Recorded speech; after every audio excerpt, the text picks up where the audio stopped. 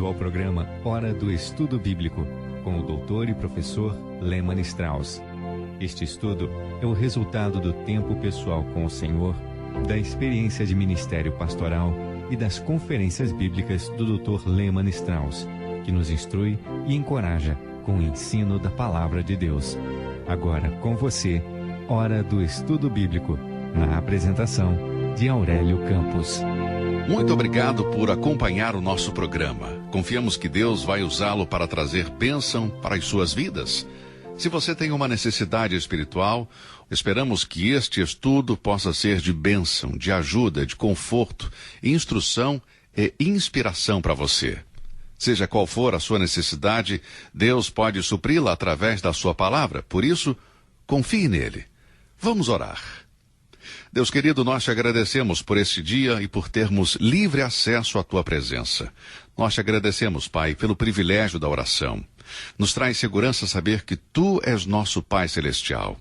E quando chegamos diante de ti em oração e louvor e trazemos os nossos pedidos, sabemos que o Senhor está pronto para nos ouvir.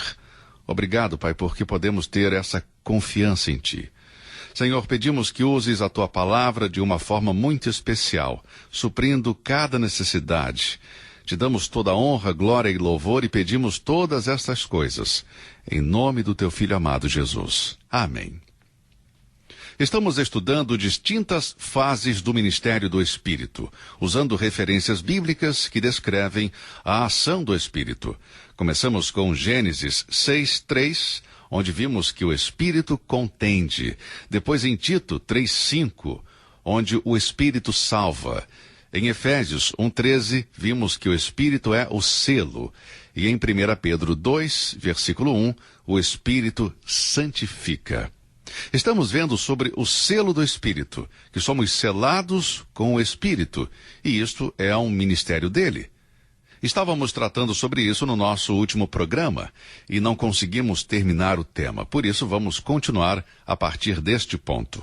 Falamos que o selo era uma marca de propriedade, é a identificação que mostra que pertencemos a Deus.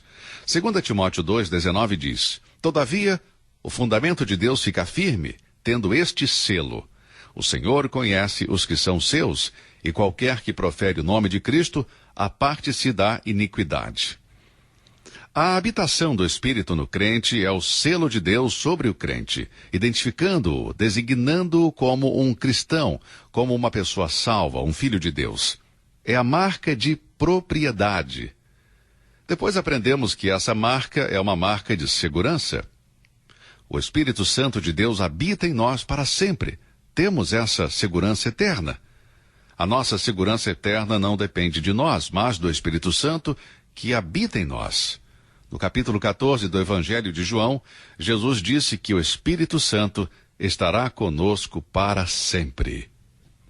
Eu conheci Cristo há 50 anos atrás e desde então o Espírito Santo veio habitar em minha vida. Ele nunca me abandonou. Uma vez ouvi um evangelista dizer que se ele fosse para o inferno, então o Espírito Santo teria que ir para o inferno com ele. E por que ele disse isso? Porque o Espírito Santo habita nele, para sempre, assim como em todo crente. O selo é a marca de propriedade, o selo é a marca de segurança. Após a ressurreição de nosso Senhor, os sacerdotes e os fariseus reuniram-se na casa de Pilatos para discutir a previsão que Cristo havia feito sobre a sua ressurreição. Eles determinaram que o corpo de Cristo permaneceria na tumba. Por isso, eles disseram a Pilatos, eu vou ler aqui Mateus 27, começando com o versículo 63. Vamos ler. Senhor, lembramo-nos de que aquele enganador, vivendo ainda, disse, depois de 3 dias ressuscitarei. Manda, pois, que o sepulcro seja guardado com segurança até ao 3º dia. Não se dê o caso que os seus discípulos vão de noite e o furtem e digam ao povo, ressuscitou dentre os mortos. E assim o último erro será pior do que o primeiro. E disse-lhes Pilatos, tendes a guarda, ide, guardai-o como entenderdes. E indo eles, seguraram o sepulcro com a guarda, selando a pedra. Agora, ao selar o túmulo, eles achavam que estaria seguro. Eles queriam garantir que o corpo seria guardado com segurança na sepultura. Sabemos que esses inimigos do Senhor não conseguiram que isso acontecesse, pelo simples fato de que o próprio Senhor quebrou o selo. Seu poder era maior do que o deles. Deus é aquele que sela os seus filhos com o Espírito Santo e nenhum poder maior existe para quebrar esse selo. A nossa segurança nunca correrá riscos. A salvação não é feita pelo homem. Não é uma filosofia, não é uma religião, não é uma denominação, não é algo que foi criado pela mente limitada de um ser humano. A salvação é um dom de Deus para nós, a vida eterna, a sua própria vida, que Ele nos deu através da fé em Jesus Cristo. No momento em que nascemos de novo, o Espírito Santo de Deus entra em nossa vida e nos marca com o seu selo. Ninguém pode quebrar esse selo. Nossa segurança eterna não depende de nós, mas do Espírito que habita em nós. O apóstolo Paulo disse em 2 Coríntios capítulo 1, versículos 21 e 22, mas o que nos confirma convosco em Cristo e o que nos ungiu é Deus, o qual também nos selou e deu o penhor do Espírito em nossos corações. Sublinhe em sua Bíblia a palavra penhor. Daqui a um momento eu vou voltar a isso. Neste versículo somos informados de que o crente em Cristo está estabelecido em Cristo através do Espírito que habita nele. Deus pegou homens fracos, pecadores e derrotados e os salvou. E estabeleceu para sempre em Cristo. Isto é um milagre. Aqueles que são estabelecidos em Cristo também são ungidos, como diz o versículo. Agora, a unção do Espírito Santo é símbolo da aprovação divina para a obra. Talvez você se lembre que o nosso Senhor disse em Lucas 4, depois de seu batismo. Vamos ler. O Espírito do Senhor é sobre mim, pois que me ungiu para evangelizar os pobres, e enviou-me a curar os quebrantados de coração, a pregar liberdade aos cativos e restauração da vista aos cegos, e pôr em liberdade os oprimidos, a anunciar o ano aceitável do Senhor. No Antigo Testamento, profetas, sacerdotes e reis eram ungidos quando Deus os designava para os seus cargos. Deus, desta forma, estava anunciando que eles eram homens capacitados para as suas respectivas funções. Da mesma forma, ele fala do crente que recebe uma unção. 1 João 2,20, e vós tendes a unção do Santo, e sabeis todas as coisas. A unção de Deus é uma obra especial do Espírito de Deus, associado com o selo que identifica o crente, não apenas como filho de Deus, mas como um servo de Deus. É a aprovação de Deus na vida do crente que é chamado a servir o seu Senhor. 1 João 2,27 diz, e a unção que vós recebestes dele fica em vós, e não tendes necessidade de que alguém vos ensine, mas, como a sua unção vos ensina todas as coisas, e é verdadeira e não é mentira, como ela vos ensinou, assim nele permanecereis. A unção do Espírito, portanto, conectada ao selo, não é apenas uma marca de identificação e propriedade, mas também para nos distinguir como servos de Deus. O nosso direito como filhos e nosso direito de servir são autenticados por Deus ao sermos selados com o Espírito Santo. A pessoa que leva o selo de Deus está marcado como propriedade de Deus e é chamado para o representar. Bem, a palavra penhor, que aparece em 2 Coríntios e Efésios 1, é a tradução da palavra grega arrabon. Ela era usada para descrever o propósito feito pelo comprador para garantir que o saldo seria pago. Se você for olhar uma propriedade e o corretor de imóveis perguntar, você gostou? E aí você diz, sim. E ele pergunta, está interessado em comprá-la? E você diz que sim, e que quer comprar. E então ele vai com certeza pedir que você faça um depósito. Este adiantamento ou depósito é a garantia que você irá pagar o saldo para fechar o negócio. Em 2 Coríntios 5, versículo 5, Paulo usa o Espírito Santo como garantia da imortalidade do cristão. O fato de que um dia ele chegará ao céu e nunca mais estará sujeito à morte. É reconfortante saber disso, amigo. 2 Coríntios capítulo 5, versículo 5 diz, ora, quem para isto mesmo vos preparou foi Deus, o qual nos deu também o penhor do Espírito. A habitação do Espírito no crente é o adiantamento, o depósito, o penhor. Ele é a garantia de que um dia nós seremos transformados da mortalidade para a imortalidade. E esse é um belo futuro para todos nós crentes. Bem, a palavra penhor também era usada na época do Novo Testamento para casamentos. Se um jovem se declarava a uma jovem e se comprometia dando sua palavra de que eles iriam se casar, ele daria um anel de compromisso. Quando o jovem colocava este anel de compromisso, este era o depósito, o penhor, a garantia de que o casamento seria consumado no futuro. Atualmente, estar comprometido não significa tanto quanto antes, mas deveria. Você vê casais que se comprometem e depois de um curto período de tempo, quebram esse compromisso. Nós não levamos as coisas com a seriedade que deveria ser. Embora o casamento é uma relação solene instituída por Deus, ele é tratado com muita leviandade. Quando você coloca o anel no dedo da jovem, esta é a garantia, é o depósito, o penhor de que você vai casar com ela. Nos últimos escritos de Paulo, vemos que ele usa a palavra selo. Mencionamos isto ao citar o versículo de 2 Timóteo 2,19, que diz: "Todavia, o fundamento de Deus fica firme, tendo este selo. O Senhor conhece os que são seus, e qualquer que profere o nome de Cristo, aparte-se da iniquidade." Meu querido, a habitação do Espírito não é apenas um selo, uma garantia, um depósito de segurança que eu vou para o céu, mas também nos lembra da nossa relação com Deus, que é um chamado à santidade. Eu espero que depois de termos falado sobre o ministério do Espírito como um selo do crente, você tenha uma visão mais ampla de tudo o que isso implica. Assim, quando você olhar para os versículos de 1 Coríntios, Efésios e 2 Timóteo, você vai saber algo mais sobre a obra do Espírito Santo em sua vida. A marca de propriedade, a segurança eterna e o direito de servir a Deus, o serviço cristão. Agora vamos olhar para outro versículo, mas em primeiro lugar vamos rever o que estudamos até agora. Bom, primeiro, o Espírito contende, Gênesis 6:3. Segundo, o Espírito salva, Tito 3:5.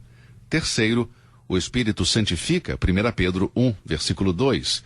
Em quarto lugar, vimos que o Espírito sela, Efésios 1, versículo 13. Mais precisamente, somos selados com o Espírito Santo. Bem, agora abra sua Bíblia em Efésios capítulo 3. Em Efésios encontramos duas orações do apóstolo Paulo. A primeira está no capítulo 1 e a segunda no capítulo 3. Estas palavras do versículo 16 são parte da segunda oração de Paulo aos Efésios e a todos os crentes da era da igreja.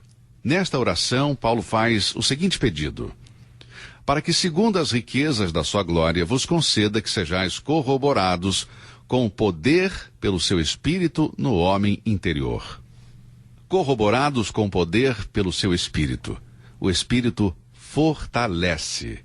Ele contende, ele salva, santifica, sela e também agora fortalece. Quando Paulo orou pelos santos em Éfeso, ele pediu a Deus para dar aos crentes força interior. Paulo descobriu uma grande verdade: não há limite para o poder espiritual que um filho de Deus pode receber por meio do Espírito Santo que habita nele. Em 1 Crônicas 12, fala sobre os filhos de Gade, que o menor deles era igual a 100 homens e que o maior deles era como 1000 homens. Vamos ler. Estes, dos filhos de Gade, foram os capitães do exército. O menor tinha o encargo de 100 homens e o maior de 1000. 1 Crônicas 12:14. Isto era realmente força sobre-humana. No versículo 15 diz: "Estes são os que passaram o Jordão no primeiro mês, quando ele transbordava por todas as suas ribanceiras, e fizeram fugir a todos, os dos vales, ao oriente e ao ocidente." Você precisa de muita força para fazer isso. Mas estes dois versículos apenas nos dizem que os gaditas tinham uma força sobrenatural. Estes são os homens que ajudaram seus irmãos a conquistar a terra de Canaã. Quando lemos o livro de Josué, mais especificamente capítulos 4 e 22, percebe-se o quão importante eram esses gaditas quando atacaram os inimigos dos israelitas. Eles eram homens fortes, não só fisicamente, mas espiritualmente. Os midianitas e outros inimigos juntos não poderiam prevalecer sobre eles. E o que é a verdade sobre os ganitas pode ser realidade na vida de cada crente. O Espírito Santo de Deus habita em nós, e um homem ou uma mulher controlados pelo Espírito Santo podem fazer oposição a este mundo pelo simples fato de que nós não lutamos com a nossa própria força. Nós temos a força do Espírito de Deus que habita em nós. Paulo pediu para eles serem fortalecidos no homem interior pelo Espírito. O profeta Miqueias se manteve firme contra os políticos corruptos e os líderes religiosos egoístas de sua época. E como ele fez isso? Bem, ele nos fala sobre isso em Miqueias 3:8. Vamos ler. Mas eu estou cheio do poder do Espírito do Senhor, e de juízo e de força, para anunciar a Jacó a sua transgressão e a Israel o seu pecado. Como Miqueias fez para falar tão corajosamente? Essa é a pergunta. Não foi com a sua própria força. Ele não estava depositando a sua confiança em sua própria eloquência. Ele disse, eu estou cheio do poder do Espírito do Senhor. Este servo de Deus é um exemplo do poder que Deus dá a seus filhos por meio do Espírito Santo que habita neles, dando-lhes força para fazer o impossível. Meu querido irmão, nós estamos entre aqueles no qual habita o Espírito Santo, e a oração do apóstolo Paulo será respondida se estivermos dispostos a preencher as condições. Deus quer nos fortalecer com o seu poder através do seu Espírito. O principal pedido de Paulo é que o cristão seja fortalecido. Na verdade, é uma oração que devemos fazer por nós mesmos porque somos fracos. Quando o Senhor viu que seus discípulos tinham dormido, ele lhes disse em Mateus 26:41, o espírito está pronto, mas a carne é fraca. Às vezes usamos este versículo como desculpa. A carne é fraca. Mas Cristo deu como um aviso e não como uma desculpa. Portanto, não use isso como uma desculpa. Esse deve ser um aviso para nós também. A carne é fraca e precisamos das forças do Espírito que habita em nós. O fato de que a carne é fraca é um motivo suficiente para incluir em nossas orações diárias a ajuda do Espírito e seu poder. Jesus sabia que não podia confiar no coração humano, então ele disse aos discípulos, vigiai e orai. Irmãos, não vos deixem enganar a este respeito. Temos de admitir nossa fraqueza e nossa necessidade de sermos fortalecidos pelo poder do Espírito. Há outro erro do qual devemos estar conscientes: o orgulho. Orgulho em nossos próprios talentos, em nossas próprias habilidades, orgulho da nossa personalidade.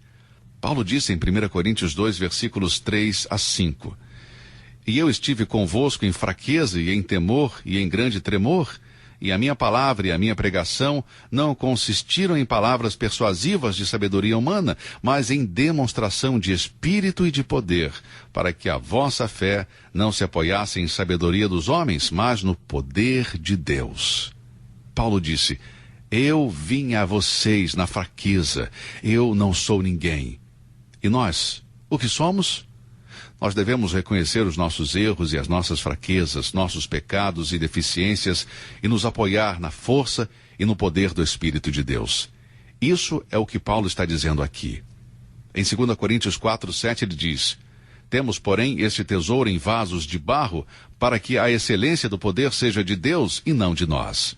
Em 2 Coríntios 12:10 diz, por isso sinto prazer nas fraquezas, nas injúrias, nas necessidades, nas perseguições, nas angústias por amor de Cristo, porque quando estou fraco, então sou forte. E em seguida, no capítulo 13, versículos 3 e 4 diz, visto que buscais uma prova de Cristo, que fala em mim, o qual não é fraco para convosco, antes é poderoso entre vós, porque ainda que foi crucificado por fraqueza, vive, contudo, pelo poder de Deus. Porque nós também somos fracos nele, mas viveremos com ele pelo poder de Deus em nós. E por fim, em 1 Coríntios 1:27, ele dá o seguinte testemunho. Mas Deus escolheu as coisas loucas deste mundo para confundir as sábias, e Deus escolheu as coisas fracas deste mundo para confundir as fortes.